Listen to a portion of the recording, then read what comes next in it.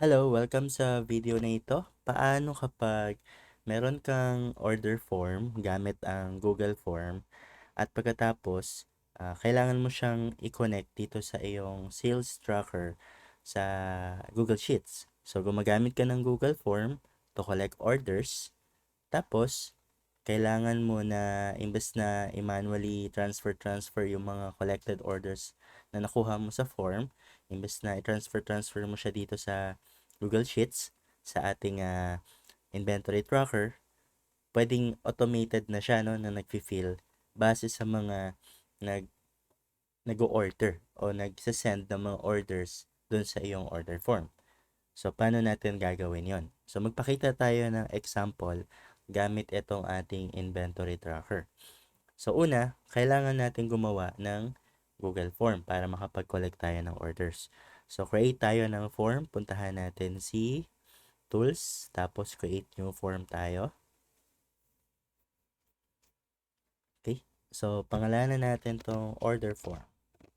Ayan. Pwede nyo bago-baguhin yung font size, yung kulay dito sa customize theme. Ayan. Pwede nyo bago-baguhin kung ano yung prefer nyo.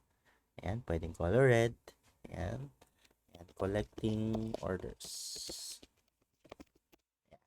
So, for example, una nating kukunin is syempre yung customer name. Ayan. Kung sino yung customer na umu-order. So, usually, short answer lang siya. Ilalagay nyo yung name dito. And then next, dagdagan pa natin. Next is ano yung item. So, kapag ito naman, item, mga ano to multiple choices to Yeah. So, pwede nating i-drop down, tapos ilalagay dito yung choices.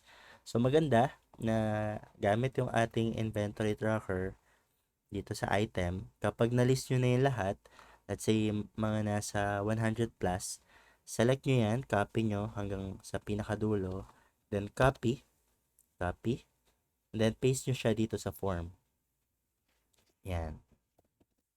Yan. Para automatic siya na magna-number. Yan. Sa ngayon, ang dami nating nagawang blank, no? Yan, remove natin. Remove. Yan. Kasi ang meron pa lang naman tayo is 3. So, ganyan na magiging itsura. Next ay, kunin na rin natin yung customer, item, and then yung quantity. So, try natin, quantity. So, ito ay supposed to be dapat number. So, para maging yung answer niya is palaging number, hindi walang halong text or any, lagyan natin dito ng response validation, tapos number, and then is number. Ayan, kapag hindi number yung nailagay niya, mag-error yan. So, tingnan natin kung ano yung itsura. Ayan, halimbawa, customer name Oliver. Pipiliin ko ay, ayan, example lang yan. And then, halimbawa, nilagay ko dito 1. Ayan, must be a number ang nakalagay. Ayan. Pero kung halimbawa, 1.5, pwede rin naman. Ayan. Kung ayaw nyo ng may decimal, ang pwede nyong gawin ay ilagay nyo dito whole number. Ayan. Whole number. Para wala siyang decimal. So, testing natin. Reload. Ayan. 1.5. Ayan. Dapat whole number. So, dapat, yan. Tapos, kung require yung customer name, check ano nyo to, i-toggle nyo. Yan, toggle on, naka-off. Then, ito, toggle on din. Para maging required na sagutin. Para kung magsasubmit siya, for example, magsasubmit siya, hindi pwede. Kasi, kailangan niya makompleto. Yan, ayaw. Yan, kailangan niya makompleto para makapag-submit. At, try natin i-publish para mas makita natin yung actual. Okay, publish natin. Once na na-publish na natin,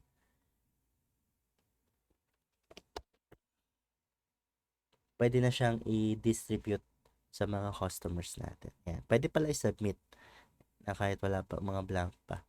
Pero hindi niya isa-submit kasi may mga required field na kailangan kang sagutan. Bawa, 1. Kailangan meron.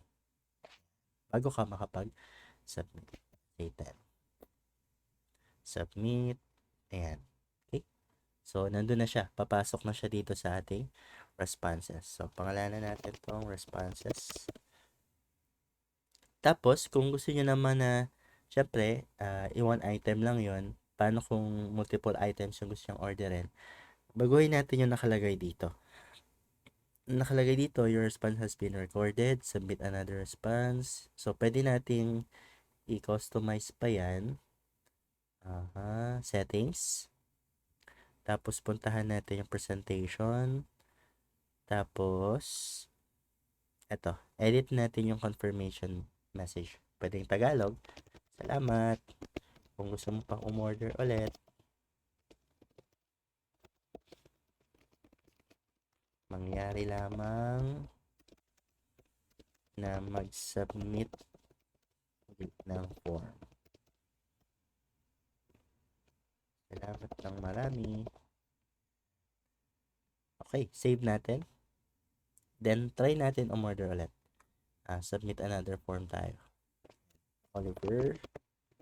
Item number. Yan. Let's say, order ako ng 100. Submit ko na.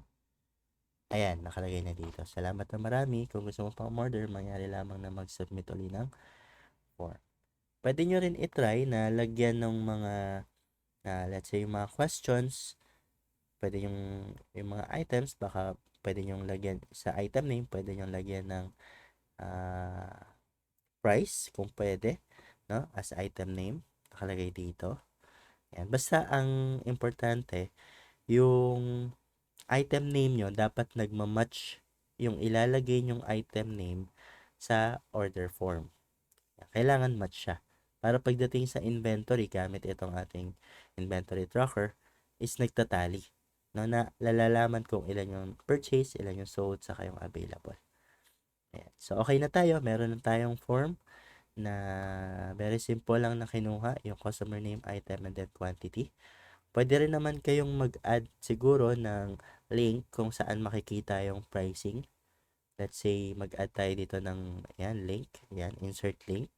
Ayan, insert link ng to view prices, no? Item prices. Ayan, tapos lagay mo dito yung link.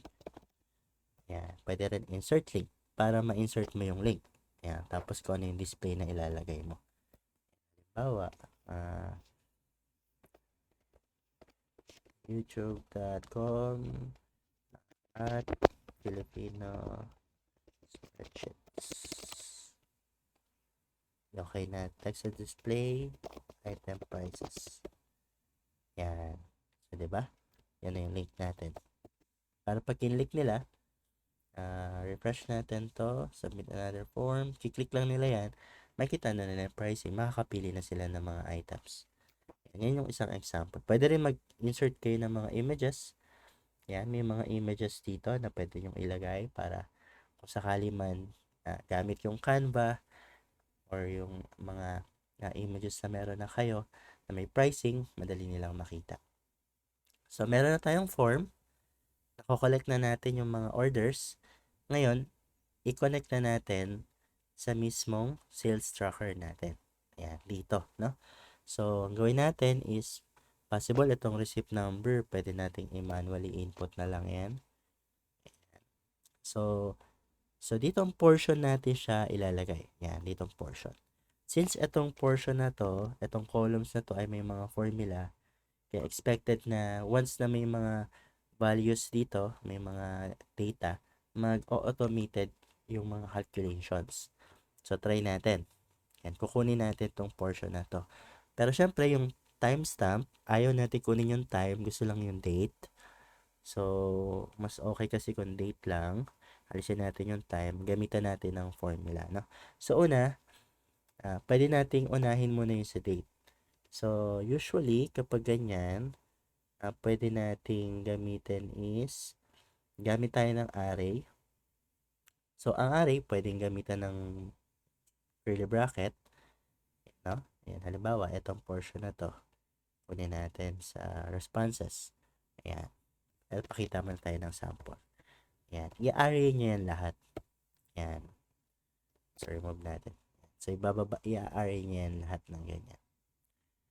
So, eto kasi kung titingnan natin, ano siya, parang wala siyang time. Pero kung titingnan mo naman yung pinaka-ano niya, sa format lang wala siyang time, pero ang totoo niyan meron siyang time dito. Ayan. Kaya ang goal natin is ma-remove talaga yung time. So, paano natin gagawin yan? So, pwede tayong gumamit ng yan, int. Ang ibig sabihin ng int ay around nyo yung number. Kasi yung value kasi ng mga to, kung titingnan natin, number, number. Ayan, yung value niya ganyan. Yan yung ano, no? Yung kapag may time naman, ang nangyayari, yan, ang nangyayari may point 54, yan yung time eh. Pero kung lalagyan natin siya ng int, i-round off niya, kaya mawawala yung time. Ayan, pwede rin naman yung date, to date. Ayan, so pwede rin yan. Pero parang may ano pa rin, 0.53. So, mas parang okay na yung ano, yung, parang kinonbine niya. Mas okay na yung int. Try natin, int. Okay. So, int. Dapat, ang nasa labas ay yung array. Mas natin.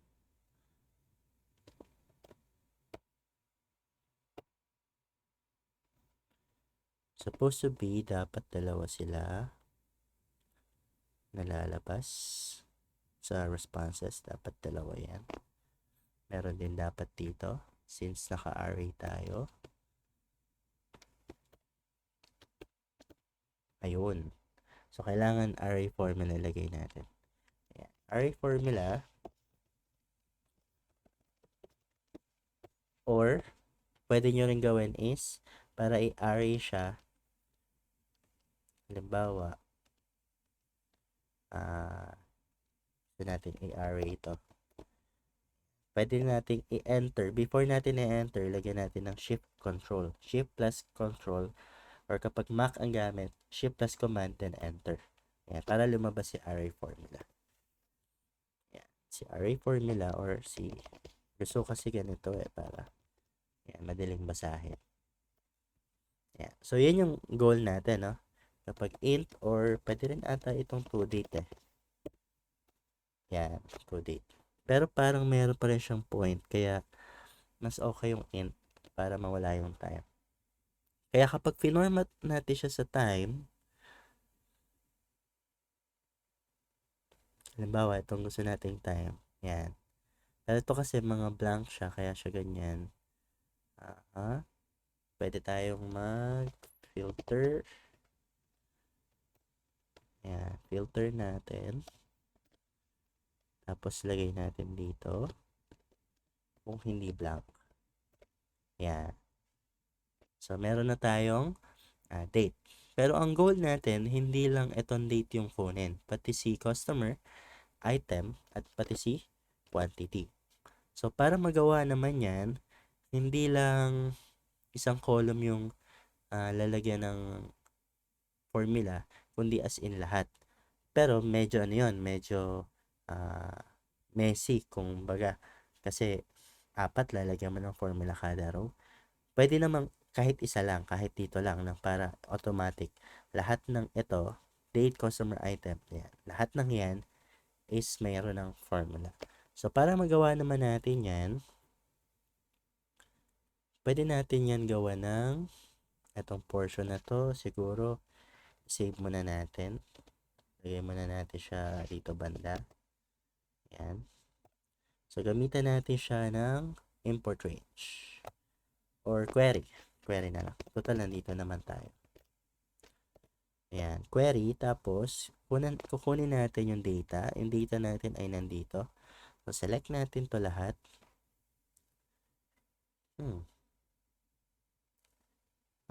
Query or import range muna. Tingnan natin. Data, query. Aha. Select all. Import range mo na para mas maganda. Yan. Total, pag combine kasi natin yung dalawa eh. So, naisip ko ito muna. Ito. Yan muna. Tapos, since kapag gusto nating i-add siya sa next column, kama lang tayo. Yan. Tapos, import range ulit. Ito naman. So, dalawang portion yung ating import range. Remove natin yung dulo para hanggang sa pinakadulo. Yung number 2 para hanggang sa pinakadulo yung kunin niya. And then, ilalak natin gamit yung F4. Ayan. So, tapos, since may import range na tayo, usually ang import range sa mga ano to eh. Sa mga URL. World Cup.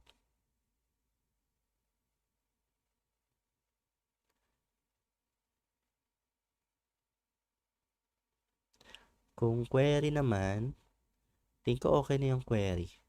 Kahit wala na tayong import range. Sige, query na lang tayo. I-array na lang natin siya. Array. Saka to. Mawawalan lang tayo. Gamitan na lang natin ng filter function. Yan. So, meron na tayong column A, B, C, D mula sa ating array. Yan. Tapos, ang sunod natin gawin ay itong portion na to, itong column na to, dapat wala siyang time. So, alisin natin yung time. Para magawa yan, gagamitan natin ng int.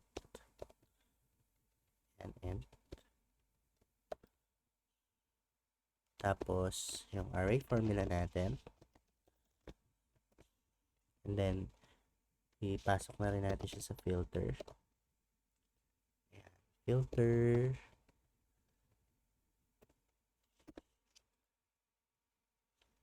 Remove natin yung blanks. Ayan. So, may blanks na tayo. Pasok siya sa int. And then, naka-array formula siya. Okay. Kahit wala nang query, kung tutusin, remove na natin itong query. Ayan. Tapos, syempre may ganito tayo, which is yun yung array. And then, isa pang ganyan para sa dulo. And then, ito naman, meron tayo dito. Ayan, I think okay na to. Kahit ganito lang. Check natin kung mag-work. Okay, so, nag-close pa siya, array formula. Dagdagan pa natin to. Ayan. Then, close natin gamit yung curly bracket. Then, comma para sa susunod na columns. And then, ito kahit wala na. Enter natin. Error dahil okay, input must be a valid date.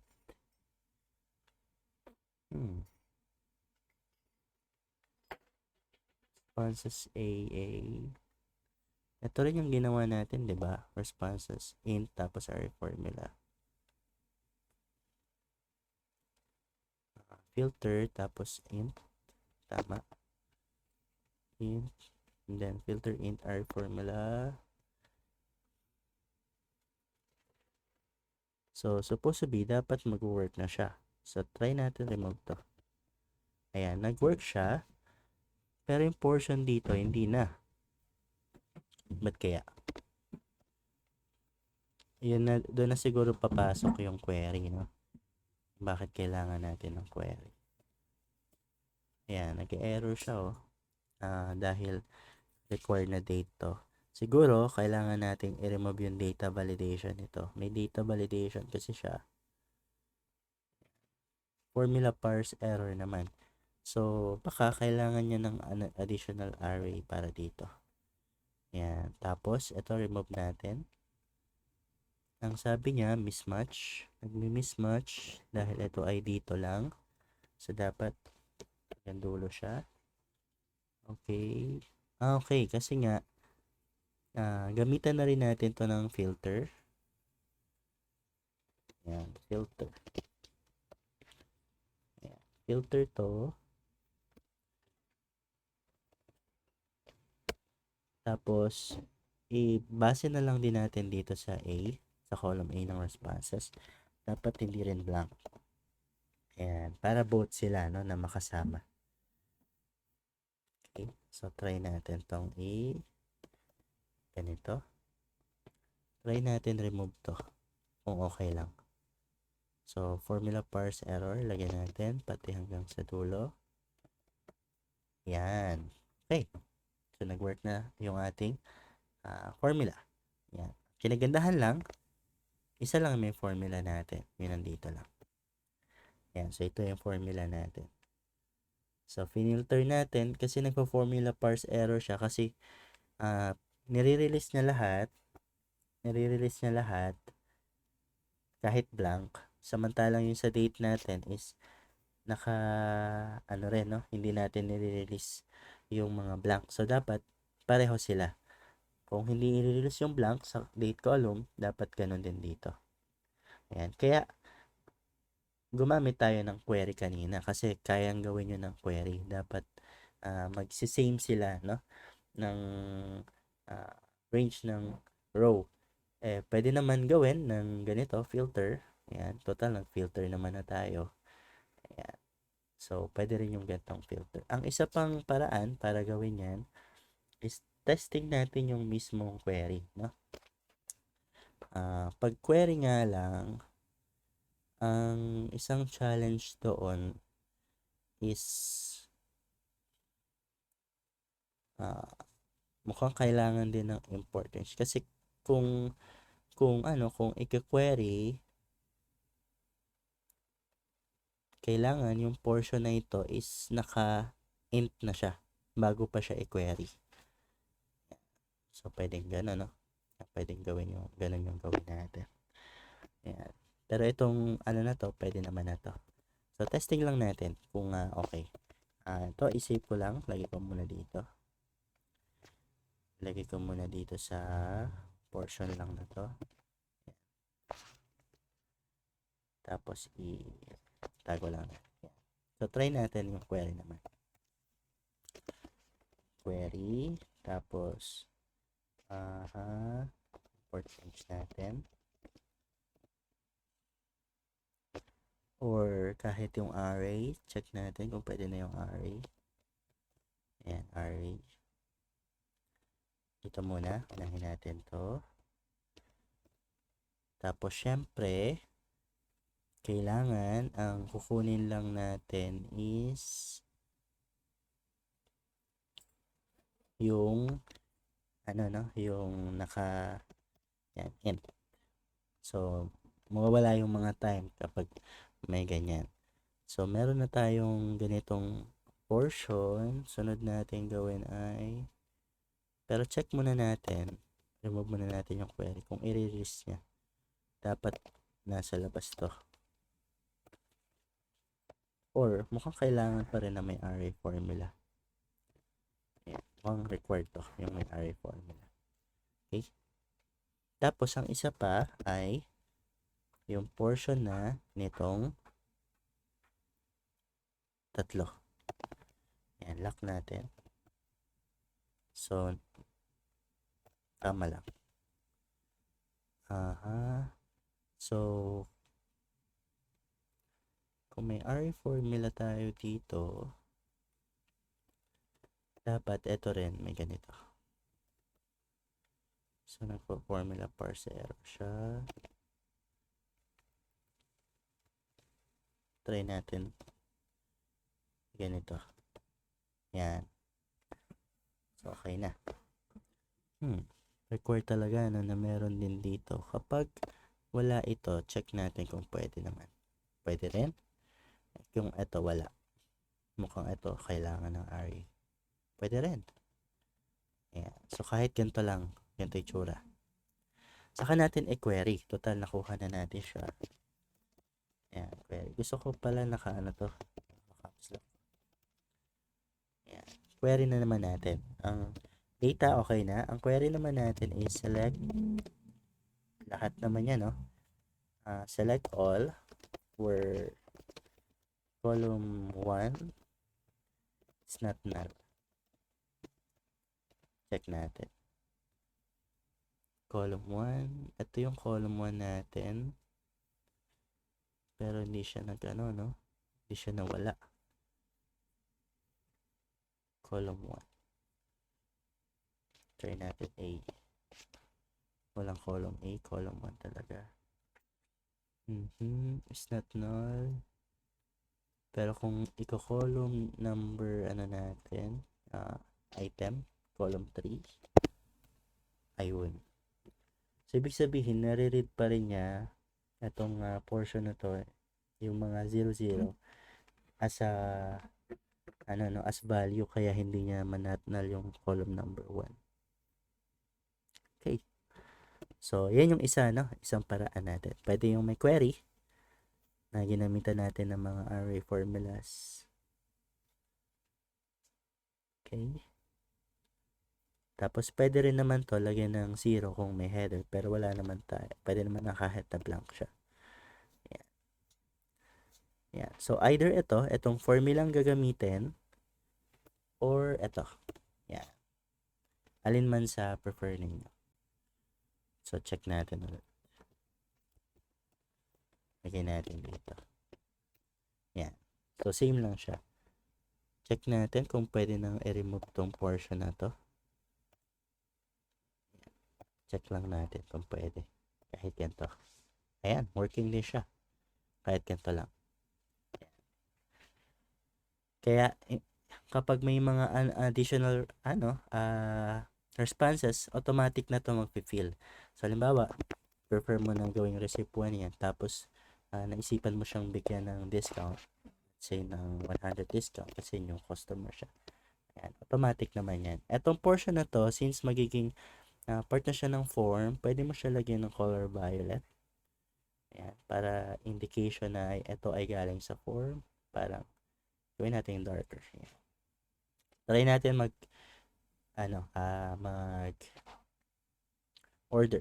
Ayan, let's say, customer bago naman, si customer dyan. Order siya ng mga 100. Submit natin. Tapos check natin. Ayan, nandito na siya. Ito sa responses. Si Oliver dyan, si customer dyan. Ito naman siya ngayon. Ayan, so, bagong order. So, connected na siya. Ang kinagandahan pa dito, connected na natin siya. Automated. Hindi ka na problema sa pag-input kasi connected naman na. Connected naman na. And then, pwede mo pa rin i-check from time to time para make sure na, na yun nga yun, no? Yung na yun, yung item na yun. Tapos, yung sa stock, rin yan, nagtatali rin yan. Kaya pagdating mo sa item, makikita mo. Let's say, gawin natin itong 1,000 pieces. Yan. Makikita mo, no, na nagtatali siya. Purchase, yung sold, yan, yung available.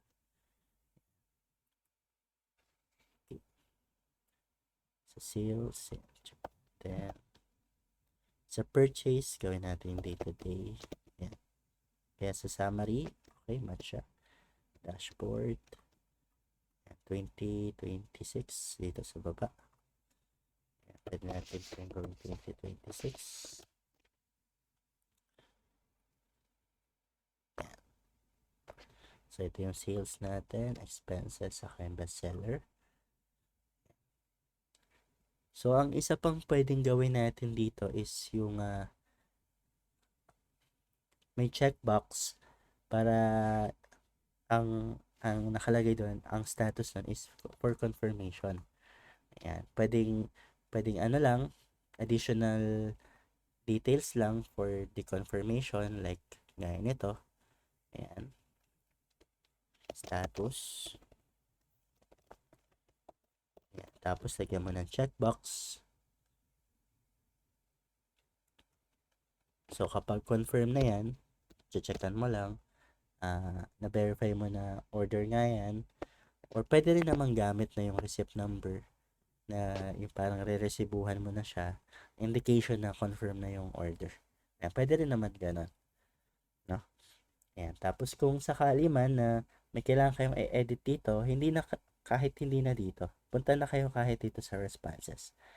Halimbawa, nagkamali sa name, gusto nyo palitan, i-update, yan, change nyo lang. Halimbawa, Oliver. Yan. Doon sa ating sales, automatic na rin siya nag-update. Nire-reflect niya lang. Kung sa pricing, yan. So, pwede naman. Nag-reflect din siya. Okay? So, yun lang. Salamat sa panonood.